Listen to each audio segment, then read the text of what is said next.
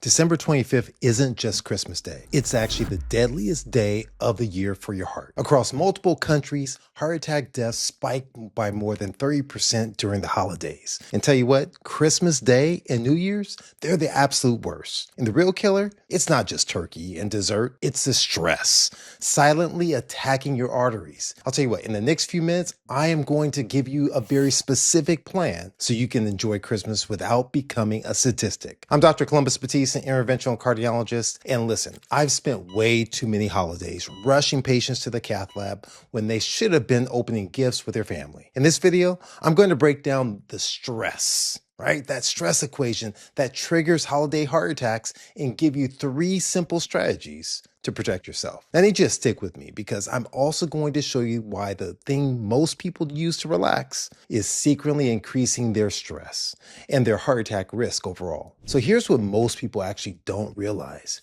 Your heart attack risk during the holidays doesn't just bump up a little bit. It actually jumps. Overall, there's about a 5% increase in heart attacks, but some groups, they see increases of up to 15 to 37%. Now, if you're over 65, living with diabetes, high blood pressure, or already have heart disease, I'm gonna tell you what, that period between December 22nd and January 2nd may be the highest risk stretch of your entire year. Sorry, it's a quick check-in. If you or anyone you love fits into that high-risk group, keep watching and maybe even send this video when you're done. I want you to put like a little heart emoji inside the chat if you know someone who has heart disease. Because listen, studies from Sweden, Norway, and the United States, all different healthcare systems, all different environments, they all report the same pattern. More people die from heart attacks on December 25th than any other single day of the year. And here's the scariest part. Many of those deaths, they happen before people ever make it to the hospital. So let me put a human face on this. I remember getting a call one Christmas Eve and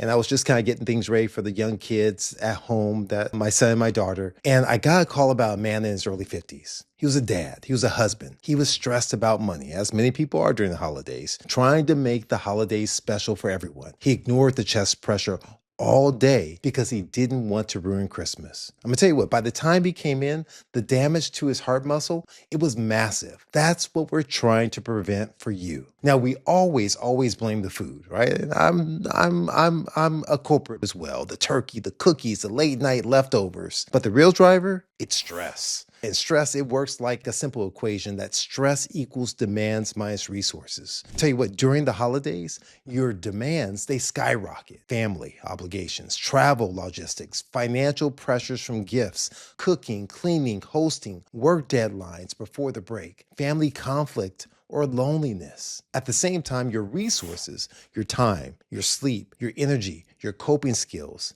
and your money, and even your support are stretched thin or completely drained. When demands outweigh the resources, you get stress. Not just I'm a little tense, but real, measurable, artery-damaging stress. And here's a deadly twist. Most people, they reach for a fake resource, alcohol, right? They think it'll help them relax and take the edge off just a little bit. But alcohol actually doesn't lower your demands. It actually adds new demands and it steals your real resources. Now, I'll show you exactly how it does that in a few moments. But I need you to stop and think about your coronary arteries and what's happening beneath the surface. Your coronary arteries are like old plumbing in the house. Well, it may be newer for some and older for others, depending on your age. And over time, that plaque, it builds up in the walls. That's what we call atherosclerosis. Now, most of the year, that plaque, it just sits there. It's not causing any obvious problems. You don't even know what's going on. But during the holidays, stress is the sledgehammer that can crack those pipes. And here's what happens when stress hits your body. Right? Your sympathetic nervous system, that fight or flight, it goes into overdrive. It dumps adrenaline and cortisol into your bloodstream. Those hormones, they make your blood pressure spike up as they squeeze and tense down. They make your heart rate beat faster,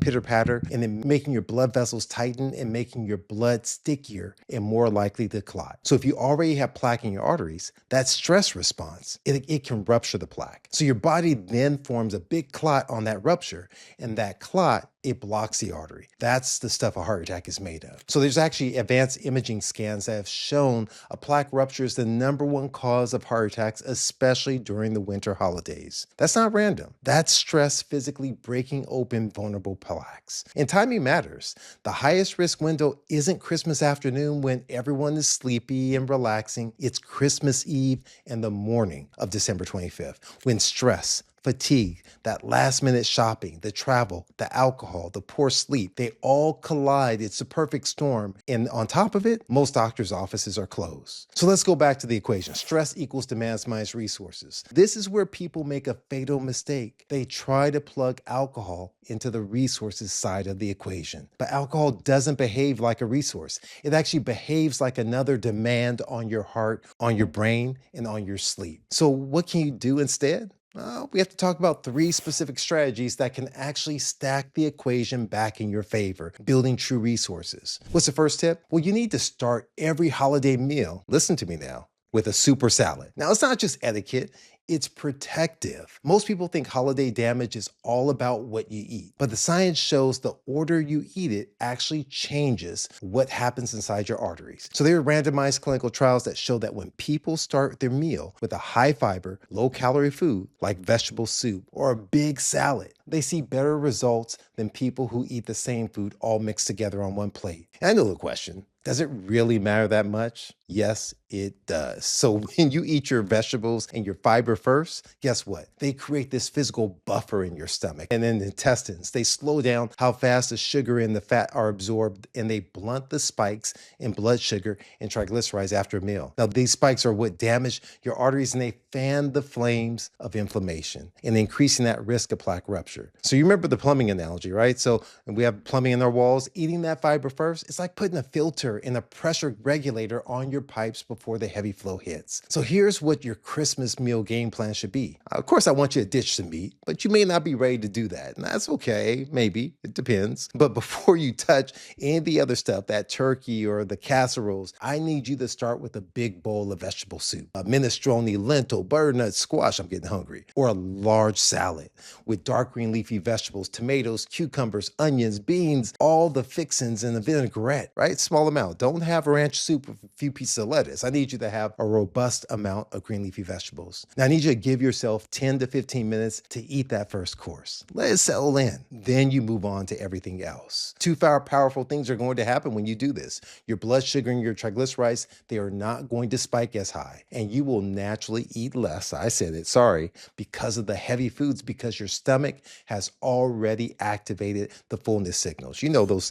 GLP-1 agonists? This is nature's GLP-1 agonist. It isn't about willpower, it's about biology. It's about sequence. And if your family doesn't traditionally start with a soup or a salad, that's okay. You can actually be the one who brings it, or you can buy it from a restaurant and bring it in. Now, if you're hosting, make plant-based sides the star, right? Roasted Brussels sprouts, kale salad, cranberries, pecans, white bean and veggie soup, all of you figure it out. There's great stuff out there. But if you're a guest, here's what you can do. Show up with a big salad and say, I've got the first course covered, right? They're going to love you because you're bringing something to the meal and you're having food with family and friends. Over time, I'll tell you what, people who eat a plant-forward diet, lots of fruits and vegetables and whole grains, beans, legumes, nuts, and seeds, they have as much as a 16% lower risk of heart disease. So during these high-risk times like the holidays, that protection, it really matters. So food doesn't just fill you up. They deliver antioxidants, anti-inflammatory compounds that will improve your cholesterol, lower your blood pressure, stabilize that blood sugar, reduce the risk of rhythm problems. Here's the key,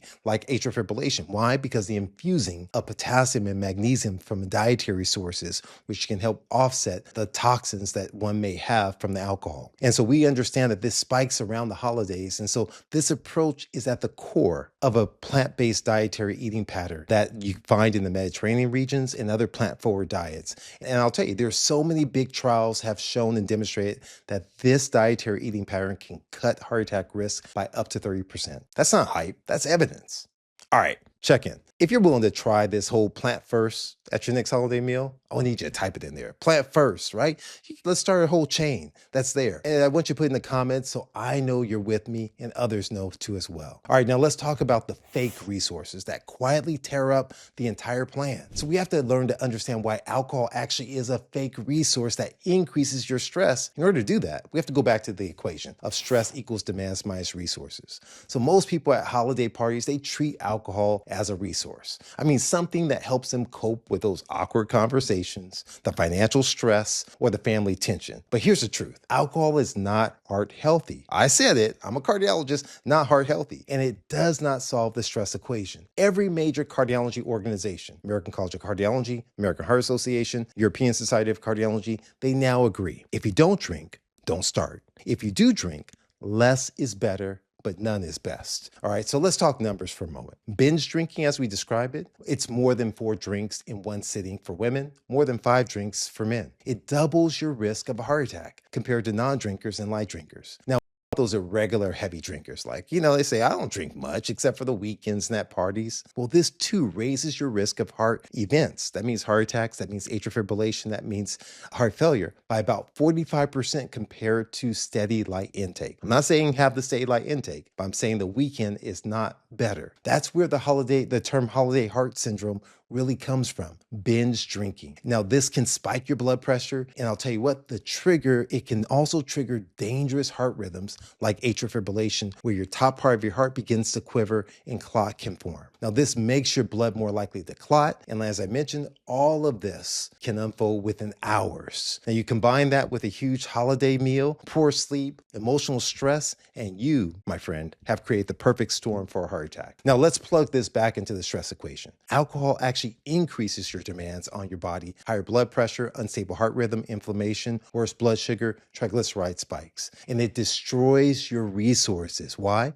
It impairs your judgment. It disrupts your sleep. It dehydrates you. And it actually leaves you more anxious and less resilient the next day. So it feels like a real resource in the moment, but it actually behaves like gasoline on the fire. And here's the part. Many people just have no idea that they're binge drinking. A toast at arrival, a glass of wine at dinner, a cocktail later, a champagne at midnight. That's 4 drinks. For many, that hits the binge territory. So my practical advice, don't drink. Realistically, decide your limit before the party. And if you drink, cap it off at 1. Alternate any alcohol with a glass of water, right? Even better, choose sparkling water, lemon, lime, berries, and a thoughtful mocktail. Have that and toast. Your heart and your sleep will be far better off. Now, listen, if this is helpful so far, even if it's hard to hear, hit that like button so more families see this before Christmas. It really does help YouTube. It's going to help push this message out there, and we need folks to understand there's power in choices. Now, since we can't always lower the demands during the holidays, let's talk about how to build real resources. So the first tip, number 3, listen, you need to lower your stress, right? That's not always easy. And I actually feel bad about saying lower your stress. It's about increasing your resilience. And so we can't always control those holiday demands, but we can build our resources. That may work to lower your risk of a heart attack. And so here are 3 that actually work. Resource number 1, it's our breath work. We have to breathe. Now, I know when I get stressed, I tend to hold my breath, right? And so when stress fires up your fight or flight, I'll tell you, I'm not the only one. It can actually make you hit the brakes using your breath. And so I want you to try this with me. Breathe in through your nose for a count of 4. Hold it for a count of 4. Breathe out for a count of 6. And that exhale longer, right? It activates your parasympathetic nervous system, which is the rest and digest mode. And this actually lowers your heart rate. That's why you see golfers out there taking deep breath. Before free throws, basketball players will take a deep breath in. They're lowering their heart rate. They're calming that stress in that moment in order for them to perform. So you do 3 cycles of this before a stressful interaction, before you speak up at dinner, or when you feel your chest tightening. It only takes about 30 seconds. All right, what's the second real resource? 3 words: stop, challenge, and choose. So when you feel overwhelmed, you try this mental reset. Stop. Just pause for a moment. Challenge. Ask yourself, listen, do I really have to do all this? Is this expectation real, or am I putting it on myself? Third, choose. Pick one thing you can drop, delegate or delay or simplify. Now, you can also use stop, challenge, and choose for your eating patterns. That stop, do I really want this?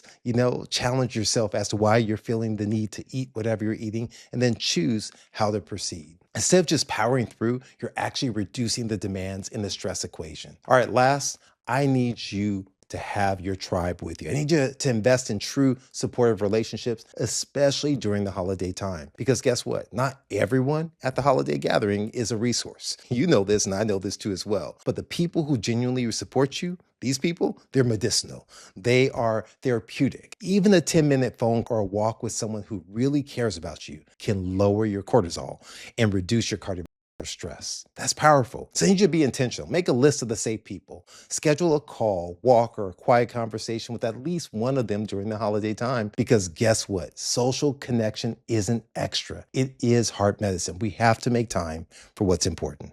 All right, last, I have to leave you with this. The warning signs that you cannot ignore. Despite all this, you may still have a bout of chest discomfort. And so all this is about prevention, but we also need to talk about emergencies, because when you recognize the symptoms, you have to then act quickly. So stress trigger heart attacks, they look like every other heart attack, right? Common symptoms, chest pressure, tightness, pain like elephant sitting on your chest, common, but not always in everyone.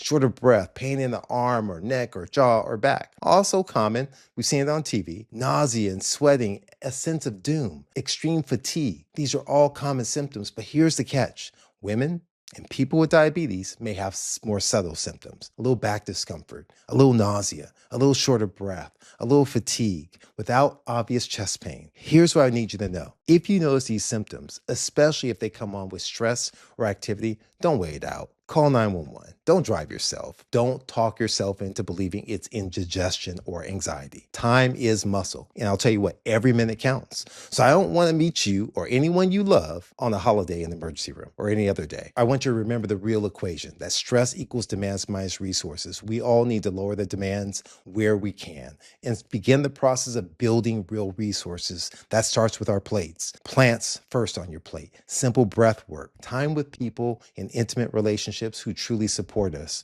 And don't lean on fake resources like alcohol that secretly they're sabotaging your health. I want you to think of one person, the mom who's stressed about making everything perfect, the sister, the friend who drinks to get through the family drama, the relative with diabetes or heart disease who's always brushing off symptoms. They need this more than ever and need it before December 25th. Now, there's an old proverb I love. If you want to go fast, go alone. If you want to go far, go together. Let's go far together by building healthier hearts and stronger communities. I need you to like it, share it, send it, especially in your family group chat. And you might actually save a life this holiday season. All right, I'm Dr. Batiste. I'll catch you next time.